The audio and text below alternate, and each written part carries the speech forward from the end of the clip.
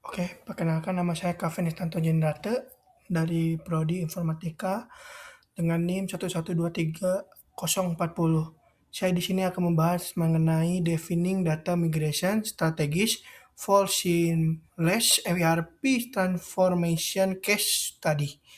Jadi di sini akan membahas tentang apa sih gunanya migrasi data, mengenai tantangannya apa, gimana caranya, dan gimana prosesnya.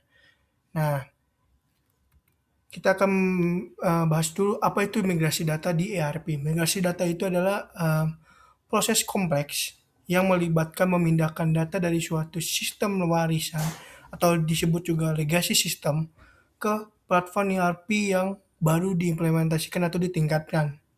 Contoh, awalnya itu menggunakan Excel ataupun Word untuk mencatat semua data-data barang. Tapi ERP atau sistem ERP seperti SAP, Odoo diterapkan uh, dan diinput data-datanya ke dalam si software itu. Nah, jadi dan bisa menerapkan sistem ERP tersebut.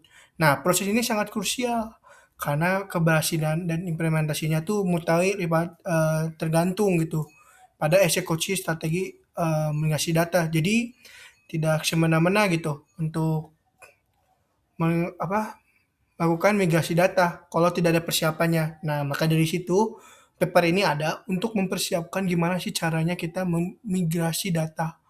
Nah, di sini ada beberapa konteks ERP yang gimana sih data-data yang biasanya diimpor dari Excel atau dari Word, dari apa kertas mungkin, dan contoh-contoh datanya apa sih? Nah, di sini ada beberapa data yang di dalam paper itu contoh data pelanggan. Data pelanggan seperti nama, nomor, lokasi alamatnya. Nah, itu penting. Lalu data supplier. Nah, data supplier juga penting. Contoh lokasi di mana suppliernya, harga suppliernya menyediakan, terus nama perusahaannya apa, terus barang apa aja yang dijual. Nah, itu juga data inventory atau nggak stok atau nggak bisa dibilang gudang. Nah, itu juga penting. Jadi contoh kayak persediaan ini atau stok ini ada nggak atau enggak, atau si barang A ada nggak di dalam pabrik atau bisa nggak diproduksi. Nah, itu contohnya. Terus data transaksi penjualan. Jadi ini data yang lebih ke sales. Jadi kayak barang ini udah dijual belum sih atau masih ada nggak sih barang ini di dalam. Jadi buat ngecek gitu. Terus keuangannya juga bisa dicek di transaksi. Jadi kayak pemasuknya kapan. Jadi kita bisa melakukan juga payroll di akhir bulan. Nah, data keuangan juga penting ya. Pengeluaran bulan ini kapan, berapa, dan data karyawan. Data karyawan juga penting buat gimana kita manage karyawan kita dan gimana kita bisa mengatur semuanya dari suatu sistem. Lalu pentingnya migrasi data dalam ERP. Mungkin bertanya-tanya untuk apa sih? Tadi kita udah bilang buat ya udah eh, kan cuma mindahin doang. Apa sih pentingnya? Kan bisa pakai yang dulu juga. Nah, ini ada beberapa poinnya. Yang pertama tuh sistem ERP merupakan inti dari efisien operasional organisasi. Nah, itu jadi intinya itu memefisienkan. Jadi kita kayak setiap divisi, contoh divisi A, divisi sales, finansial, MM, dan PP itu bisa saling berkomunikasi gitu. Dan kinerjanya juga tidak silo, jadi tidak sendiri dan membuat efisien operasional dan kita bisa membuat operasional dalam organisasi itu semakin lebih baik gitu. Terus migrasi data. Nah, aspek kritisnya itu dalam perjalanan transformasi data yang melibatkan proses kompleks pemindahan data dari sistem lama ke platform baru yang dapat ditingkatkan. Jadi migrasi data bukan hanya buat pindahin doang, tapi buat meningkatkan sistem baru, yaitu sistem ERP. Jadi dia kayak walaupun kompleks, tapi ini membuat pekerjaan jadi lebih baik. Keberhasilan implementasi ERP sangat bergantung pada eksekusi strategis migrasi data yang efektif. Jadi ya kita kalau mau mindahin terus merencanakan dulu terlebih dahulu. Jangan asal pindahin, asal jepret, itu tidak bisa. Berikutnya apa itu ERP transformation? Nah, Tadi sempat di-mention apa itu transformation. Nah, ini kita akan menjelaskannya. Itu ERP transformation adalah proses modernisasi sistem bisnis yang perusahaan dengan menggantikan atau mengupdate sistem ERP agar proses bisnisnya lebih efisien. Jadi gunanya buat mengefisienkan. Yang kedua, datanya lebih integratif. Jadi kita bisa lebih jelas gitu datanya ini gitu. Satu satu, dua dua. Nah, terus reportingnya lebih cepat ya. Apalagi dengan sistem kan lebih cepat. Jadi kita menghitungnya otomatis dan auto melakukannya gitu langsung hitung atau nggak hitungannya. Lalu yang berikutnya adalah pengambilan keputusan yang lebih akurat. Jadi dengan hasil atau reporting yang telah didapatkan tiap bulannya, kita bisa mengambil keputusan lebih cepat. Apakah harus membeli produk, atau harus menambah stok, apakah kita harus meningkatkan penjualan, atau gimana. Nah, ini gunanya ERP transformation. Jadi kita bukan hanya asal upgrade, tapi juga kita lebih tahu gitu, oh ini loh kegunaannya pas kita migrasi ke ERP. Lanjut, tantangannya.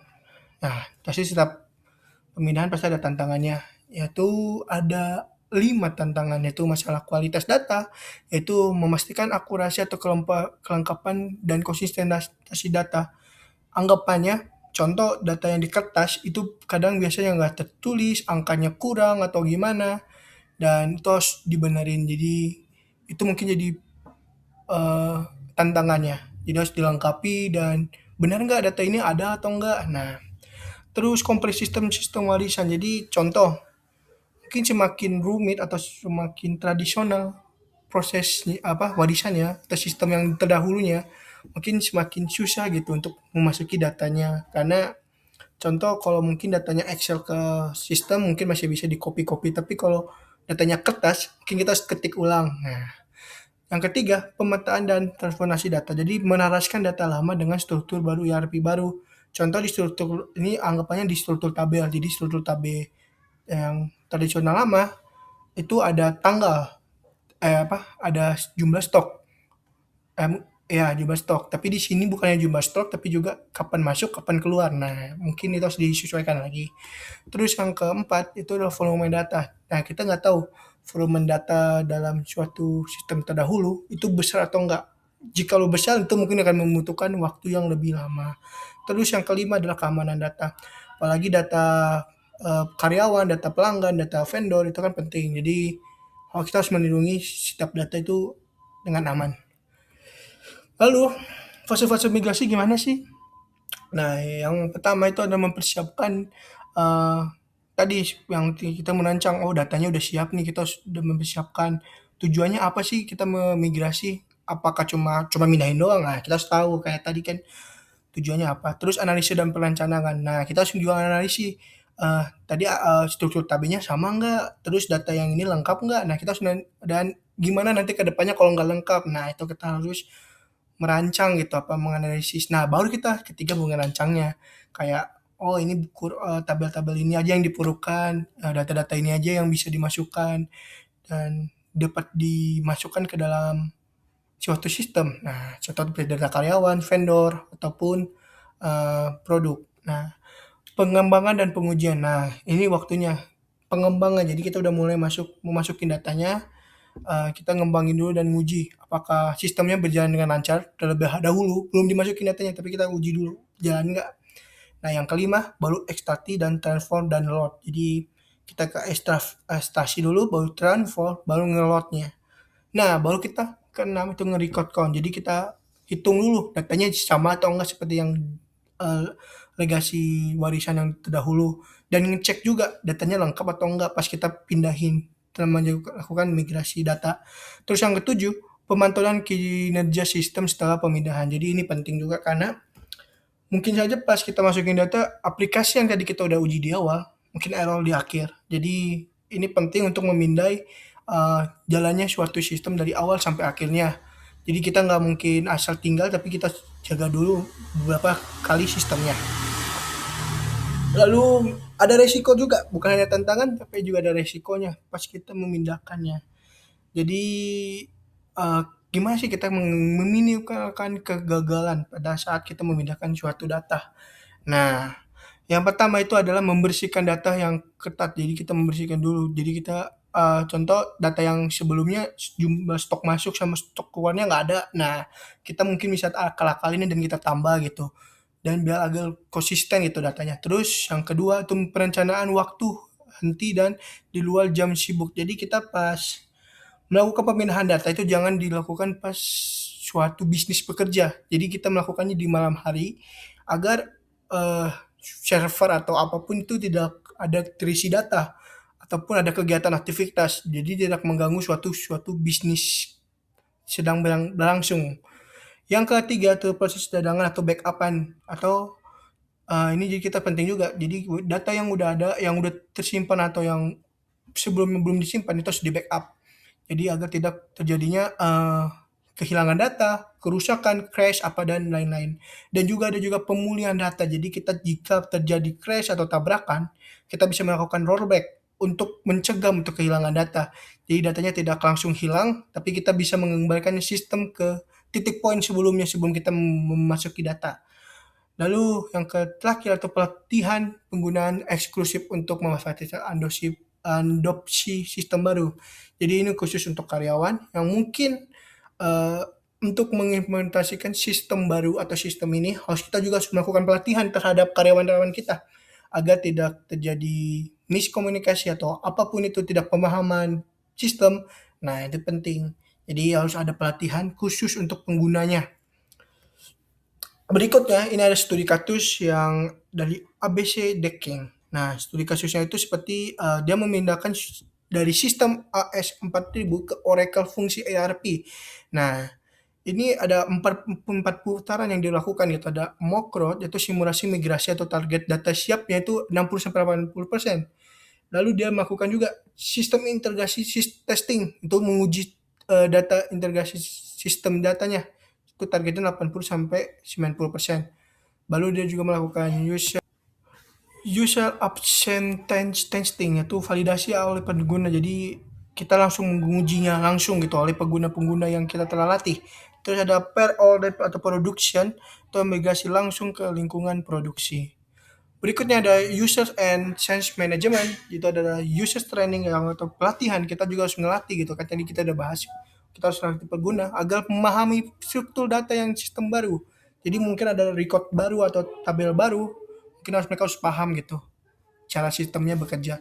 Terus komunikasi plan, jadi menginformasikan jadwal downtime seluruh pemangku kepentingan. Jadi seluruh karyawan ataupun mungkin pelanggan atau apapun itu mereka harus tahu gimana caranya untuk kapan terjadinya downtime ini biar tidak terjadi miscommunication. Lalu adalah ini ada arun ya. Contoh ini tadi ada extract, transform dan load. Dan ini dari data yang sebelumnya kita harus melakukan extract, lalu bukan ke transform dan datanya udah jadi disesuaikan di sama nggak atau nggak. Nah, ini baru ngelotnya masukkan ke dalam sistem gitu. Terus ada testing migration. Gimana sih caranya ke testing gitu? Apa aja sih yang kita harus lakukan untuk mengujinya? Nah, itu yang pertama itu melakukan simulasi migration. Nah, ada beberapa simulasi yang kita bisa lakukan, itu jenis testing, itu unit testing. Kita ngetes satu-satu sistemnya atau per tabel. Nah, apakah berjalan dengan lancar atau tidak, atau enggak lakukan integrasi testing, tes per antar modul. Nah, itu tesnya gimana sih? Tesnya contoh SD kita jalani semua dari alur memesan, memberikan quotation sampai akhirnya membeli sampai payment. Nah, itu contohnya integrasi testing. Yang berikutnya ada user step testing, atau user langsung mencoba secara langsung yang tadi kayak penggunanya langsung uji coba gitu, langsung ke sistemnya gimana, berjalan dengan lancar, dia coba per modul dan dia coba masukin input outputnya apa. Itulah testing yang bisa dilakukan.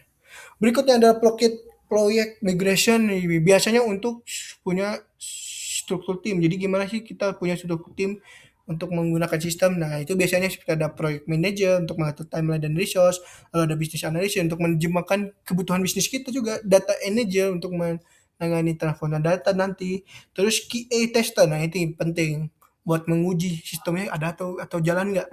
Nah, yang berikutnya ada key users atau perwakilan user bisnis. Jadi kayak setiap poin pilar-pilar ini ada perwakilan, jadi ada komunikasinya juga.